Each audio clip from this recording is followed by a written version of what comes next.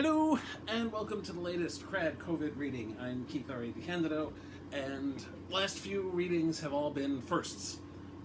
Early stuff. My first ever short story, my first Dragon Precinct story, my first Cassie Zukov story. Now, I'm going to do the complete opposite. I'm going to do my latest story. This is PANGAEA Book 3, Redemption, edited by Michael Jan Friedman. This just came out. It is newly available from Crazy 8 Press. And this is the third and final book in a trilogy of shared world short story anthologies. The notion, and it's alternate history as well, the notion here that Mike Friedman came up with is that the world only has one continent, that there was no continental drift, that there was only just the one continent, Pangaea, and humanity evolved on just the one world. There were two previous anthologies, obviously. There was Pangaea, there was PANGAEA Book 2, The Rise of Dominjaran, and then there's this final one, which is simply called Redemption. All the stories are interconnected, but they also, a lot of them stand on their own too. And there's an overarching story and there's a smaller story as well. Mine deals with one particular character trying to find out more about the rise of the Aristai, which is one of the themes of the book. It's called Journalistic Integrity, and here it is. From Who Are the Aristai? In the Aristai newspaper, Seeker, written by Jamaranda Kidd. A year ago, I asked the citizens of Aristai what they thought of the Aristai and their underground movement to restore the overseers of our city-state, long since thought lost to the passage of time. Here's a sampling of what I heard. I thought they all died when the slave revolts happened. Don't make sense that they come back.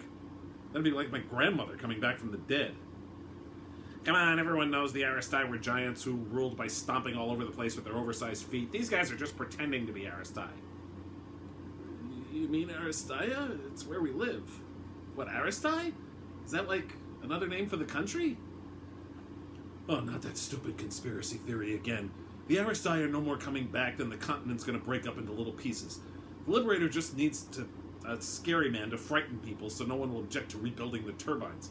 That wasn't really sabotage anyhow. It was just a stupid accident. Anyone with brains knows that. He's just using this whole Aristai nonsense to keep people scared. I try not to think about them. It's just too horrible.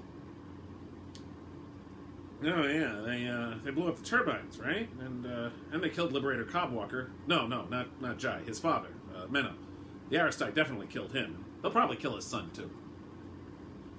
I'm scared to death. They've already proven they'll kill anyone and anything. It's not safe here anymore. I'm seriously thinking about moving my family to Neshua. Yes, it's a dump, but it might be the only place that won't be destroyed by the Aristai. They're coming. You'll see. They'll take this world back to the Dark Ages. It'll be horrible. But it's no less than we deserve after the dump we've made of things. It's all posturing. I'm sure they think they can come back, but there are, what, just a few of them? It's not like before when they ruled the continent. If there even are any of them left, and I'm not entirely convinced, there wouldn't be enough of them to matter. Unless they convince some idiots to be on their side, anyhow. It can't really happen, can it? I mean, they were wiped out, right? I'm sure of it.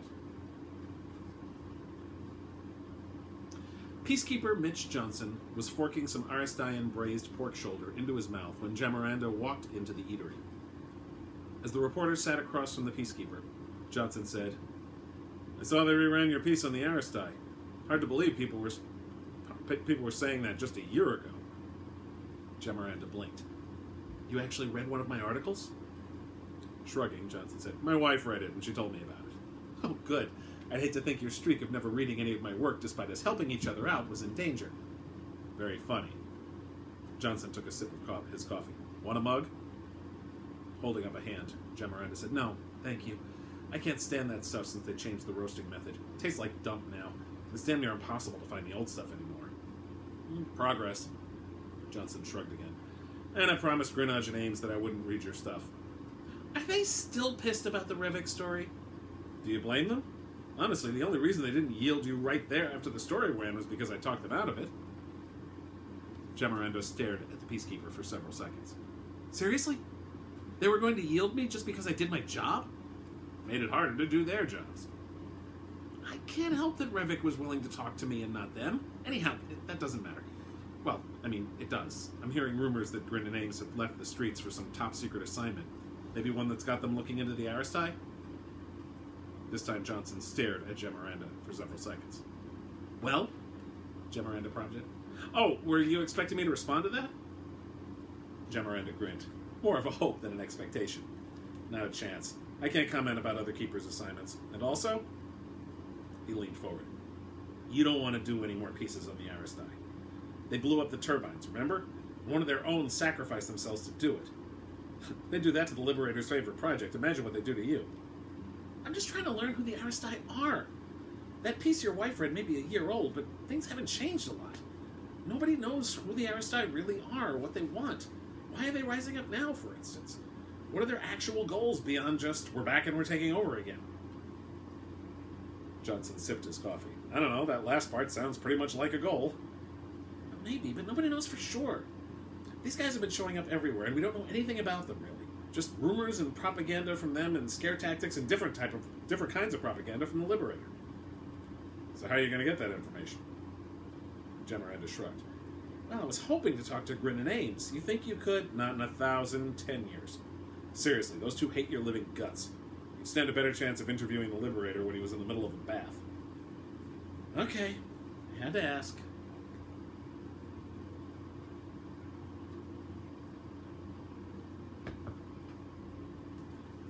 Are you out of your mind? Gemiranda had to admit she had been hoping for a more enthusiastic response to her proposal from her editor.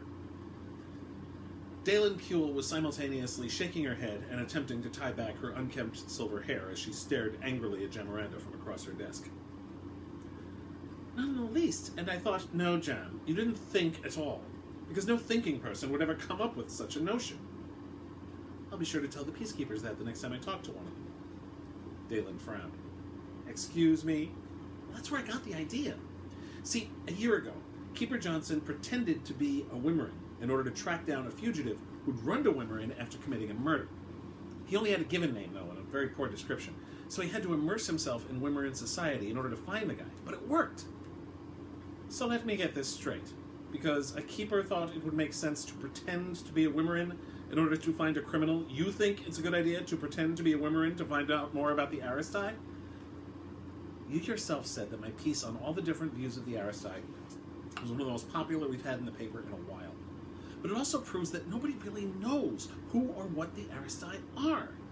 I think the best way to find out is to pretend to be one of them.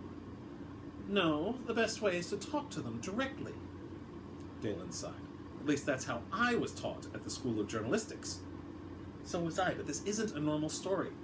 Nobody knows where the Aristai are. Only guessing that they've got a presence in Wimmerin because of what the High Priestess has been saying. If she's talking up her alliance with them, she may be hosting them as well. No peacekeeper will give me a hand finding out, not even Johnson. Which is why I need to find out for myself. Dalen sighed. What would this entail? Traveling to Wimmerin will take a week at least, and then I have to establish who I am. I figure I can find my way to one of the larger towns like Renscape or Follettstown or Killsgrove. According to stories coming out of Wimmerin, some of Obergon's people have begun giving talks all over the place. I should be able to get into one of them. Pursing her lips, Dalen said, And do you expect to be paid while you're off doing this? It's work for a story. That'll take weeks, maybe months. I repeat the question. Do you expect to get paid while you're off doing this? Why wouldn't I? Gemiranda threw up her hands. I spent the better part of a year on that expose of Liberator Nyose's transportation initiative that didn't actually involve building any transportation anywhere. You paid me that whole time. Because you updated me on your progress daily. Can't really do that from Wimmerin. Do they even have mail there? I'm working with Johnson on finding a way to get notes to you. He has some sources he cultivated while he was there. Dalen picked up a green pencil from the desk and started tapping it on the surface. This went on for several seconds. Gemiranda sat quietly and patiently. Once Dalen started tapping pencils, she was thinking, and Gemiranda knew better than to interrupt this process. Finally, the editor put the pencil down. If I get regular updates from you, then I will continue to pay you. But if I go a half month without hearing from you, I stop your payment vouchers. Gemiranda shrugged. They'll just pile up at home until I get back anyhow. She rose to her feet. Thank you, Dalen. You won't regret this. Oh, I already do, believe me. The only reason I'm agreeing to do it... The only reason I'm agreeing is that this could be the biggest story we've ever run in Seeker's entire history. Also, every time you run an Aristai story or a Dominjaran story, sales spike. An expose like this will make us the best-selling newspaper on the continent.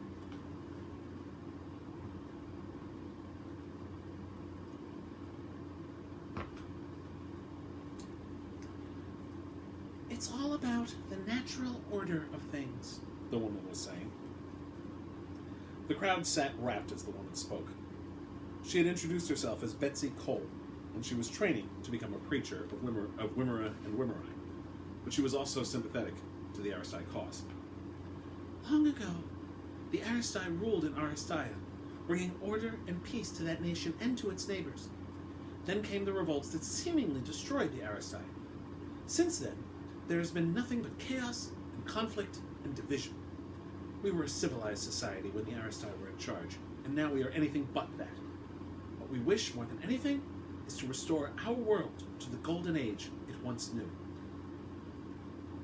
Betsy looked out over the people who had gathered in the square of Redscape. Does anyone have any questions? Gemiranda, having listened to Betsy's speech, trying to look as rapt as she could, raised her hand tentatively. Yes? What is your name? Betsy asked. Allie, Gemiranda said. And I was wondering, you called them revolts, but I was taught that they were the slave revolts. Betsy smiled. There's a saying I learned in my lessons. History is written by the victorious. We call them slave revolts erroneously, because those who were jealous of the Aristai wanted to make them sound worse than they were. Those who served the Aristai were treated fairly and compassionately. They were not enslaved in any meaningful sense. And besides, they lived well. You didn't have the animosity that you see now between liftward and groundward here, or between Sachi and Fajoa in Aristia, or between the Browse and the humans everywhere. And that world can be ours again. Gemiranda joined in the raucous applause. The crowd wasn't huge, but it was a small town, and everyone there liked what they heard from Betsy. A bit later, Gemiranda approached Betsy haltingly, hoping that her nervousness would be convincing to her. I want to come with you. Are you sure? I don't want to take you away from your family. Family was incredibly important in Wimmera, and most people had extended families, which had been the biggest stumbling block to creating the identity of Allie. But Gemiranda had worked out Allie's backstory. I don't have any family. Really? This understandably surprised Betsy. Just my grandparents, and they died a few months ago. That's why I want to go with you. I don't want to stay here anymore. Her voice caught, and Gemiranda was able to make some tears come. My parents died 10 years ago. I was their only child. Mother almost died when I was born, and every attempt to have more was miscarried. It was horrible. And then they died in a fire at our house. I almost died too. Gemiranda rolled up her sleeve to show Betsy the burns on her arm, which actually came from a childhood accident when Gemiranda's brother accidentally spilled hot grease on her. That's terrible, Betsy said. It has been. Gemiranda pretended to wipe a tear away, but truly brushed against her eye so more tears would come, a theatrical trick that a former lover who was a window actor had taught her. When I was younger, everyone made fun of me, and even now I'm shunned by liftward and groundward alike because I don't have a family. She swallowed. I don't like this world, and you promise a better one, and that's the world I want to live in. Betsy put a hand on Gemiranda's shoulder. I understand, Allie. I have a family, but they stifled me. I always felt confined and surrounded by them. I actually found a place of solitude where I would hide from them. Really? While Betsy no doubt thought Allie was surprised a Wimmeran would want solitude, in fact, Gemiranda was amazed that such a natural desire to sometimes be alone would be taboo. Betsy nodded. I think that Dominjaran and the Aristai will be being about a great new world where neither of us will have to feel like we don't belong. I'd like that very much. Then yes, Allie, please do come with me. Thank you! Impulsively, Gemiranda embraced Betsy. After a moment of surprise, Betsy returned the embrace. To herself, Gemiranda thought happily, I'm in.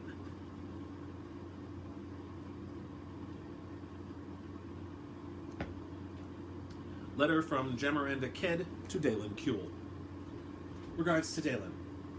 I've been with this group of Aristai for a month now, and it's very confusing.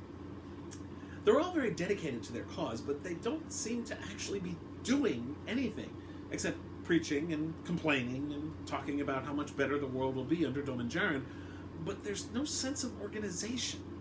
I mean, the Aristai have been accused of a lot of harm from one end of PANGAEA to the other, but I can't believe for a second that any of these people could even begin to organize something like the attack on the turbines. Just today, Tonde and Vinky got into a massive fight. Seriously, I thought they were going to come to blows.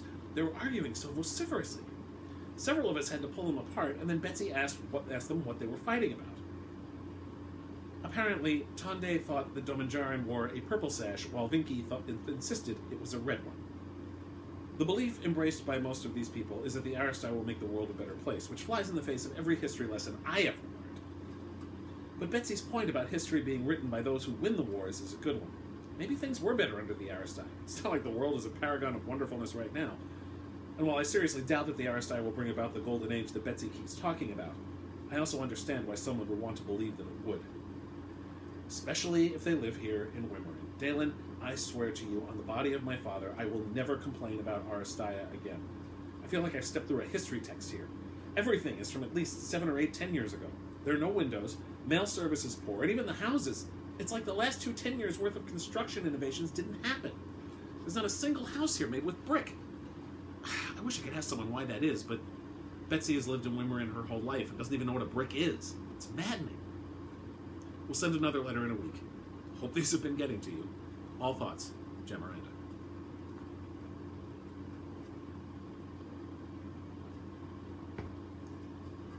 When Betsy brought the newest recruits to meet High Priestess Obregon, Gemiranda thought that this would be where the meat of her story could be written. She might even be able to send a story back to Dalen that could be published in secret. Betsy was introducing all the new acolytes they gathered, but she'd saved Gemiranda for last. And finally, this is Allie. She's from Renscape, and she lost her family. Gemiranda stepped forward. It's such an honor to meet you, High Priestess. The honor is mine. I'm so sorry about your family. It is nobody's fault, High Priestess, simply a thing that has happened with which I must live. Obregon raised an eyebrow. That is a very enlightened philosophy. Hardly, High Priestess. I simply choose to embrace it due to a lack of alternatives. Or rather, I did. I do not need to now. Betsy started. We should, but the High Priestess stepped forward and put a hand on Gemiranda's shoulder and guided her toward the back of the chamber. Explain. I resigned myself to embracing my sad lot in life because I had little choice otherwise. But Betsy showed me that there is another way. By embracing Dominjarin as well as Wimmerai and Wimmera, we can make the world a better place, something I wouldn't have imagined possible only a little while ago. I stand by my earlier words. Yours is an enlightened philosophy, Allie. Gemiranda shook her head. Not at all. Yours is what is appealing, and what I look forward to helping bring about. Which actually leads me to a question, but I don't know if it's my place to ask. Obregon smiled. Out of the corner of her eye, Gemiranda saw that Betsy and the other acolytes looked uncomfortable or confused. Apparently, Obregon wasn't one for taking people aside like this. Questions are the beginning of wisdom, Obregon said. Taking that to be a prompt to go ahead and pose her query, she asked, how will we bring about this new world? All will be revealed in due time, Allie, worry not. Dominjarin will join hands with Wimmerai and Wimmera, and together they will lead us to a second golden age. That wasn't quite what Gemiranda was asking, so she tried again. But how can I help? I mean, I've aided Betsy on the road, but what else? As I said, and Obregon's voice was growing impatient now, all will be revealed in due time. Trust in the gods to guide you, as they always have. With that, Obregon walked away. Betsy then approached Allie. That was amazing! What was? Gemiranda asked, though she had an idea. The High Priestess never does that. She must like you. Betsy smiled. That's good. I hope so. I just want to do more. Putting her hand on Gemiranda's shoulder in the exact manner the High Priestess had, Betsy said, I understand. And don't worry. It will happen.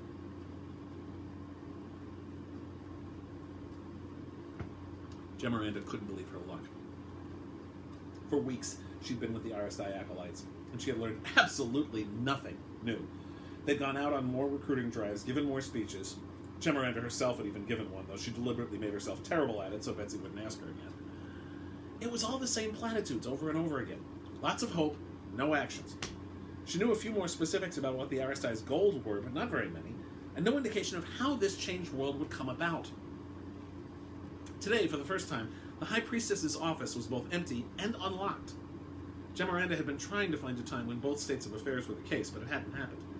Obregon kept her office locked tight. In fact, it was the first locked door Gemiranda had seen in all of Wimmeren. In truth, the Wimmeren avoidance of locked doors had confused Gemiranda when she first arrived. She had a hard time deciding if it was because the people here were so trusting, or because nobody had anything that was really worth stealing. But here was the office, open. She had to move quickly, as Obregon leaving the office this way could only mean she intended to be away for a short time. Luckily, Wimmeren's inability to adopt recent construction modes worked in her favor. The wooden floorboards creaked like mad whenever someone walked on them, so she would know if someone was approaching. Most of what was in Obregon's desk drawers were notes for sermons and letters from people all over Wimmeren, as well as letters from preachers around the nation. In other words, exactly what you'd expect in the desk of a high priestess. But then Gemiranda noticed a false bottom in the lowermost drawer. She grinned. Most people wouldn't even notice it, but Gemiranda had encountered this type of concealed storage before, notably in that of a people speaker in Kagoshin early in her journalistic career. It had records of all the bribes the speaker had taken during his term in office. That had been the first story to get her noticed, the first time Dalen actually spoke to her instead of yelling at her. It also ended with that speaker yielding his rights, and he was still in prison to this day instead of pretending to serve the people. It definitely wasn't a good thing for a high priestess to have the same method of hiding documents as a corrupt politician. Removing all the items from the lower drawer, Gemiranda pried open the false bottom to find several lists. But the names on the lists had nobody she recognized. No acolytes, nor any of the people who'd written letters to Obregon. And also plans. The written designs of power plants, government buildings, docks, farms, and more all over PANGAEA. So, you finally reveal yourself. Cursing herself, Gemiranda looked up to see Obregon and two acolytes holding firearms, flanking her. Gemiranda had been so enraptured by her discovery that she hadn't noticed the footfalls of the High Priestess and her guardians. Or were they enforcers? Gemiranda hesitated. There was no way she could convincingly explain what Allie was doing in Obregon's office. Allie was a timid woman who pined for a better life. She would never violate the sanctity of the High Priestess's sanctum. Gemiranda Ked, though, did that for a living. My name isn't Allie, and I'm not from Redscape. That much I'd worked out on my own. Who are you? I'm a journalist from Seeker in Aristai. I'm writing a story on the Aristai, and I wanted to get the real story about you, not the rumors. Obregon shook her head. You simply cannot stop lying, can you? Who are you really? A spy for the Liberator? Oh, I know. You're from Aristai. I know you're from Aristai. Your accent gave that away. No, seriously, I am a journalist. My name is Gemiranda Ked, and I've been writing for Seeker for the better part of a tenure now.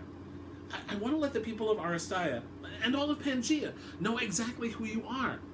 There's so many... Enough! That's the most ridiculous thing I've ever heard. Besides, newspapers are only good for spreading lies about what really goes on in the world. Shoot her! Gemiranda's last words were, No, wait! Then the two people on either side of Obregon each shot her in the chest.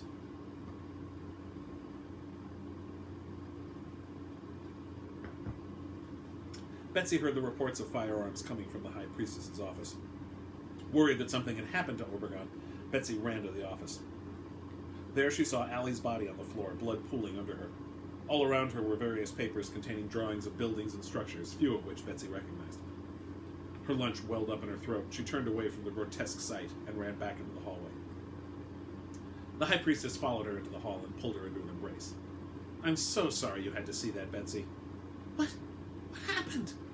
Allie was not who she appeared to be. I suspected her from the moment you introduced her to me, but it wasn't until today, when I found her rifling through my things, that it was confirmed. She's a spy for Liberator Cobwalker, trying to undermine our great work here. Betsy pulled out of the embrace and stared at the High Priestess with great confusion. A spy? Allie? I realize it's hard to understand, Betsy, but she was a very skilled liar. Only the grace of the gods allowed me to see through her deception. But to kill her? We had no choice. She would have destroyed everything. She turned to one of her acolytes, a fellow named Tyrus. Take Betsy to her room, please. No, of course.